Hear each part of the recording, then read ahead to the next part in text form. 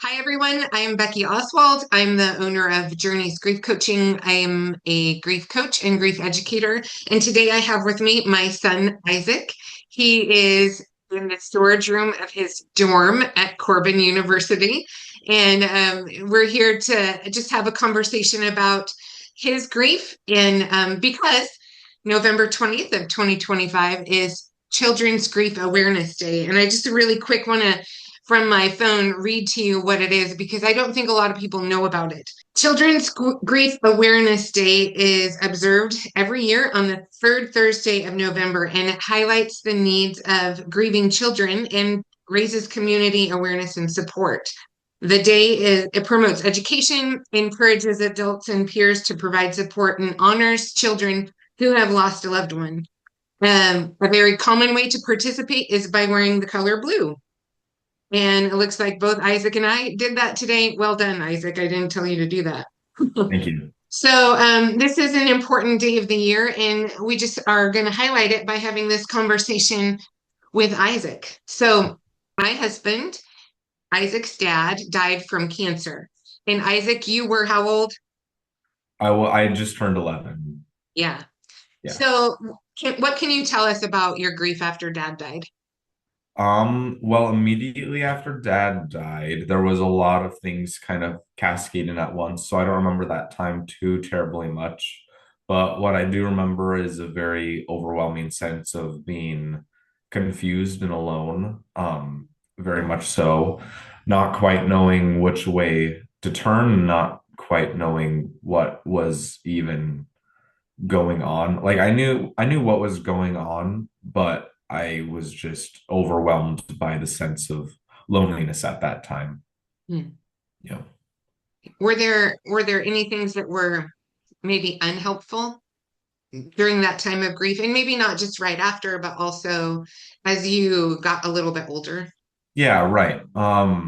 Well, I do remember a few instances of people being especially unhelpful. Looking back, they had great intentions, but just not Yes. the right way of going about it. Like I had one friend, I was in fifth grade when he passed away, and I had one friend who came up to me and said, "It's okay, I understand because my dog died." And I Mm, that was an incredibly unhelpful thing to say to me at that time because it's like comparing my dad to a dead dog. And I was like, there's no comparison there. You still have both your parents. yeah. And just some things that people would say kind of would get on my nerves or run me a little short just because I was like, you don't really understand what's happening right now. Like you have no idea what's going on at home and what's going on with me and myself. Yeah. Yeah. I think sometimes, like your friend in fifth grade, and adults will do this too. I think they try to support by having connecting stories, Yes. stories that they feel like they've experienced grief in one way, and so they want to try and connect, but sometimes the timing of that is really off. Totally. And And the sharing those, comparison. Yeah, yeah. And sharing those grief stories sometimes can be helpful just in the correct timing. And right. um yeah, I often find that the people who have gone through something like that, but didn't share that they went through something like that until like multiple years of knowing them, those were the most helpful people to me. Yeah, great. So those were helpful people. What else was helpful to you as a teenager, as you went through your grief journey?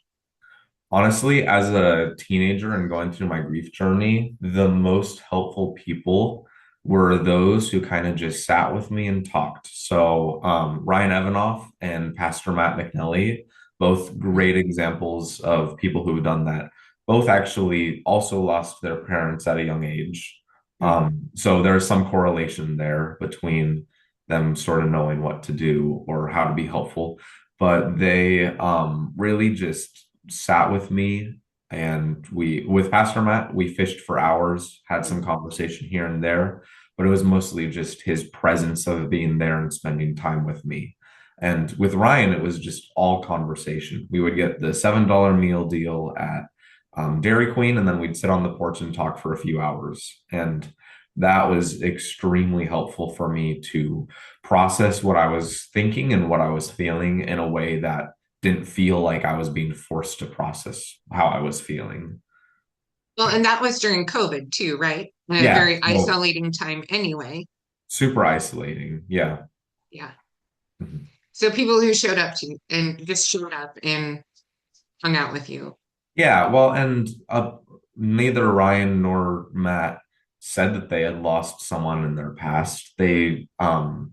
Looking back, I kind of can tell that they did just from the level of compassion and understanding that they did have, but they didn't feel the need to put that in there. They just showed their compassion and knowledge and empathy.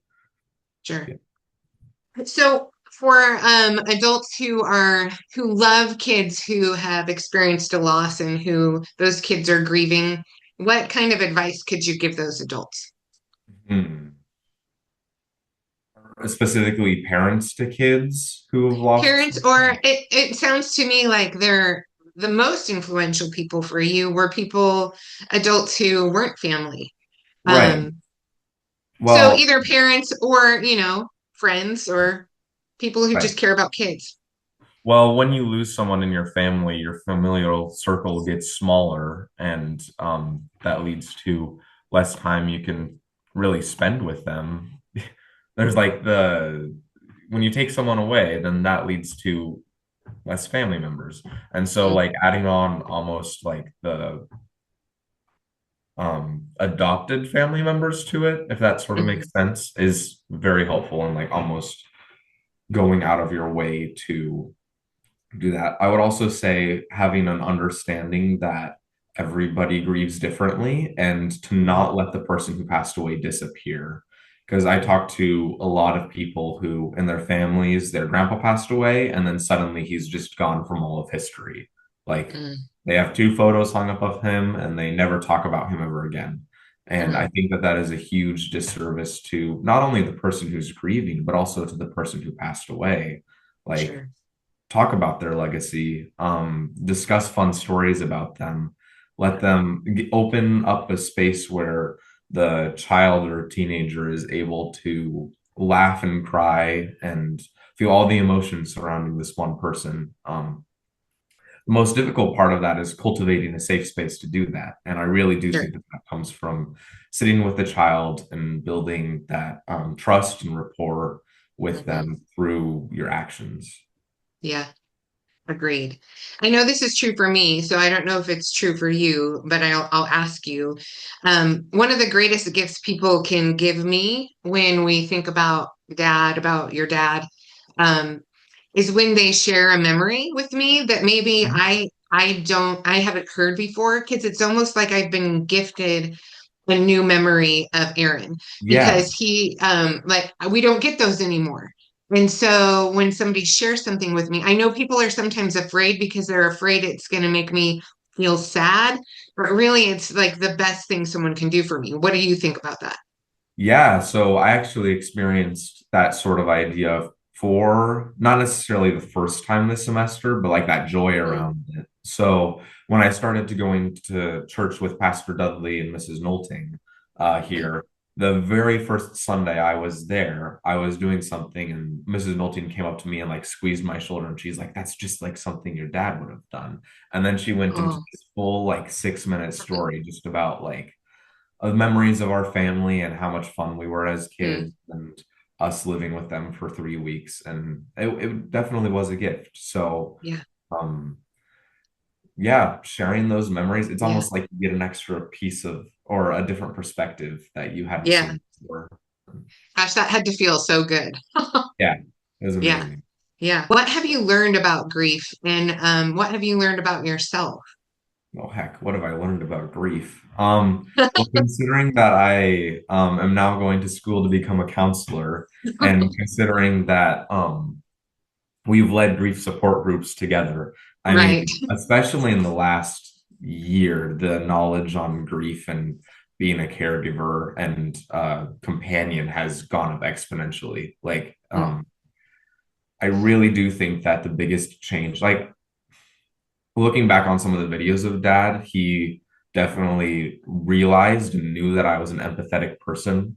But I mhm. really think after his death, that really kicked in the whole um almost I need to pay it forward because of the people Sure. around me who helped me. And I feel like I have this obligation and I have this ability to help others. And Mm. so I really think that his death kind of sparked that in me in the long run. Sure. The whole, I think that I can really help people. Yeah. And yeah, as for change, my conversations with people, I think that I am a lot more careful of what I say, Mm. especially when they had just lost someone and trying to really open up the space, not being so quick to say, oh, well, I lost my dad too. So let's talk about this. Yeah. Being more quick to say, what's your favorite memory of your dad? Or what's your Yeah. favorite memory of your grandpa? And being Uh-huh. really quick to open that space for their conversation. So, Yeah. It's almost like giving them permission to talk. yeah, And I think sometimes it's hard to trust people with your grief and when you open the door for it. And especially with kids and teenagers, I think even if they might not answer right away, they know that you might be a person who'd be willing to hear a story totally. or that they could share with. So Yeah. yeah, I mean, yeah, my roommate's a great example of that. He wasn't a kid, but when he lost his grandpa, we had some conversation and he was pretty closed off. And then 2 weeks later, he was ready to share. But yeah.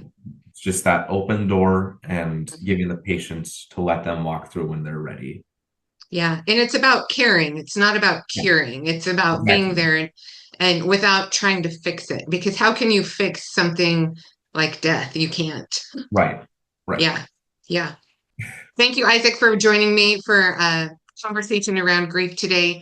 It's good to chat with you always. I love you because you're my son, but I love you in so many ways, and I'm thankful that we could have this conversation.